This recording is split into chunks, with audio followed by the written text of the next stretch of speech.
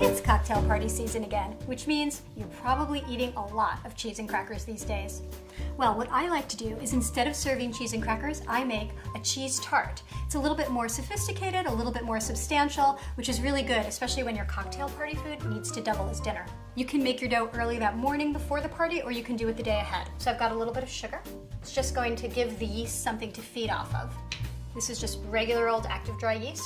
This water is slightly warm. The yeast like it to be just a little bit warmer than you are.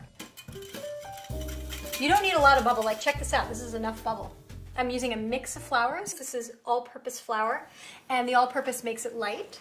The cornmeal just makes it a little bit sweet and also adds a tiny crunch, which is nice. And the whole wheat flour adds nuttiness. And then I'm gonna add my liquid, and I'm gonna add some olive oil. Yes, you could do this in a mixer, but then you'll just lose the pleasure of being able to smush dough in your hands, and it's really nice. You can make this exact recipe just using a regular short crust pie dough. This one gives it a lot more texture, it's chewy, it's more like a pizza dough. So I think it makes it a little bit more substantial for absorbing all of those cocktails. The kneading time varies a lot, depends on how strong you are and what kind of flour you're using. But what you're looking for is the dough should get nice and smooth, and it should be elastic. Oh yeah, this is good. While my dough is rising, I'm gonna make the topping. And I've got sliced apple here, and these are just shallots. Olive oil. You're gonna need a good quarter of a cup here. Salt and pepper.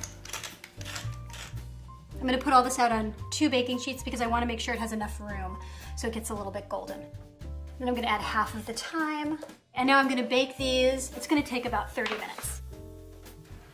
Yep, those look perfect. They're golden brown, they're soft, and as you can see, they sort of shrunk a little bit, which is good, which means they've cooked. And now I have to roll out my dough. Having oil on the bottom helps it crisp up. You can do this in any shape you want. Usually I aim for a rectangle and I kind of end up with like a blob, but it's gonna look really pretty with all those apples on it. You wanna make sure your blue cheese is in medium-sized crumbles. If you do it too small, then it's just like blue cheese dust. And then just a little olive oil. This time I'm using the coarse sea salt right on top. And this will bake really quickly, 15 to 20 minutes, because I'm gonna do it at high heat so it gets crunchy. And it's cocktail time.